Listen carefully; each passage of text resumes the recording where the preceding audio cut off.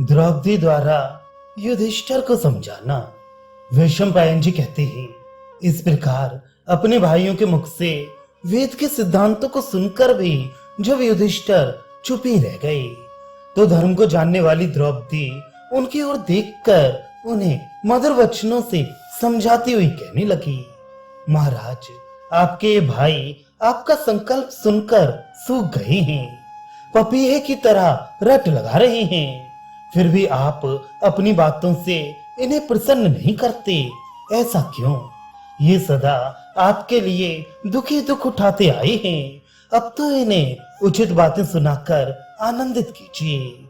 आपको याद होगा जब द्वैत वन में ये सभी भाई आपके साथ सर्दी गर्मी और आंधी पानी का कष्ट भोग रहे थे, उन दिनों आपने इन्हें धैर्य देते हुए कहा था, बंधुओं, हम लोग युद्ध में दुर्योधन को मारकर इस संपूर्ण पृथ्वी का राज्य भोगेंगे।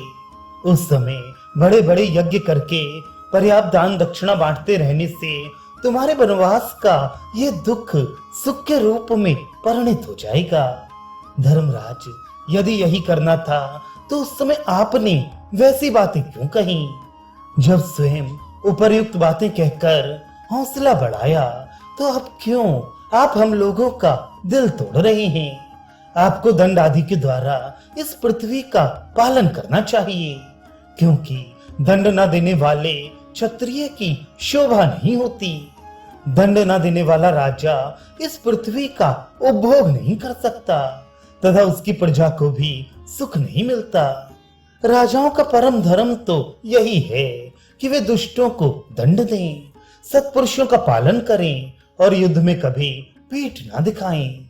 जो अवसर देखकर क्षमा भी करता है और क्रोध भी, दान देता और कर लेता है, शत्रुओं को भय दिखाता और शरणागतों को निर्भय बनाता है, तथा दुष्टों को दंड देता और दीनों पर अनुग्रह करता है, वह राजा धर्मात्मा कहलाता है।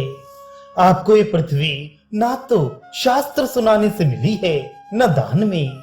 आपने किसी को समझा बुझाकर न ही इसे हड़प लिया है, न यज्ञ में प्राप्त किया है और न भीख मांग कर ही पाया है।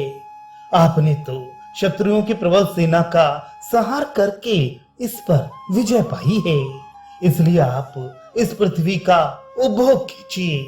महाराज, अनेकों देशों से युक्त संपूर्ण जम्बू द्वीप पर आपने कर लगाया।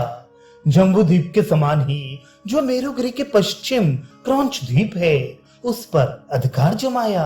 मेरु से पूर्व दिशा में क्रौंच द्वीप के समान ही जो शाक द्वीप है, उस पर भी कर लगाया तथा मेरु से उत्तर और जो शाक द्वीप के बराबर ही भद्राश्व द्वीप है, उसके ऊपर भी शासन किया है।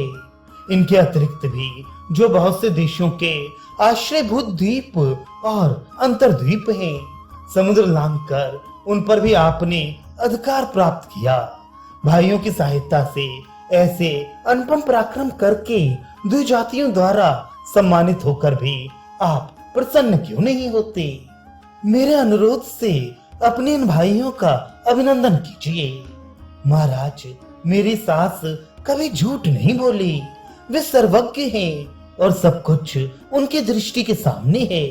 उन्होंने मुझसे कहा था, पांचाल राजकुमारी राजा युधिष्ठिर बड़े पराक्रमी हैं, ये हजारों राजाओं का संहार करके तुम्हें बड़े सुख से रखेंगे, किंतु आज आपका मोह देखकर उनकी बात भी व्यर्थ होती दिखाई देती है।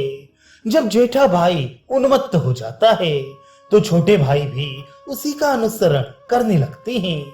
आपके उन्माद से सब पांडव भी उन्मत्त हो गए हैं। जो उन्मत्तता का काम करता है, उसका कभी भला नहीं होता। उन्माद से चलने वालों की तो दवा करानी चाहिए। मैं ही संसार की समस्त स्त्रियों में नीच हूँ, जो बेटों के मारे जाने पर भी जीवित रहना चाहती हूँ। ये सब लोग समझाने का प्रयत्न कर रहे हैं, फिर भी आप मानते नहीं। मैं सच कहती हूँ, आप संपूर्ण पृथ्वी का राज्य छोड़कर अपने लिए स्वयं विपत्ति बुला रहे हैं। राजन, आप मानधाता और अम्बरीश के समान तेजस्वी हैं। संपूर्ण प्रजा का धर्म पूर्वक पालन करते हुए पर्वत, वन तथा द्वीपों सहित इस पृथ्वी का शासन कीजिए।